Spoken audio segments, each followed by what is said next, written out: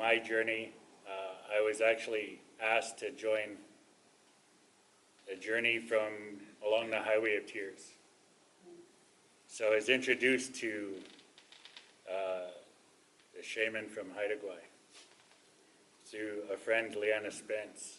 She's like, I used to run a drum group here called the North Coast Ceremonial Dancers. The only time you saw us was at ceremonies. And so this elder came to town and she told him about us, and he had asked to come to our practice. And I didn't know nothing about nothing in terms of spirituality at that point. I was very much in a low vibration. I was deep into addictions, I was deep into depression, I was deep into a lot of things that didn't serve me as a human being. So he came, he smudged our regalia, and then after the practice, he said, I'd like to invite you for tea. I want to share a vision I've been having, and it includes you. And we just met. This is our first time meeting. So we went and had tea after this. And he showed me that for years and years, he'd have visions of women coming out of the ground, come and asking him for help. They come out of the water, and they come and ask him for help. He said, these are the missing and murdered along this highway. They showed me a road map of BC. And every one of their communities, they showed them, they're asking them to light a fire. And so he said, for years I've been having this vision. There's my prayer team from Haida Gwaii. And then there's 3 people in this reoccurring vision that I've never seen or met in my life. He goes, now that I met you, I know that you're one of them. I'd like to invite you onto this journey. And I said, how long has this vision been going? He says, years and years. I said, okay, we're going this summer. He says, what do you mean we're going this summer? I said, that road goes right through my people's territory. I'll make one phone call and then we'll get everything set up.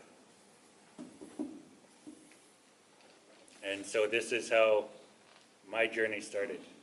We didn't do any practices. He didn't do any teachings. The only thing he asked was, don't do the things you do for 2 weeks before and 2 weeks after. The things I do, meaning drinking, drugging, womanizing, gambling.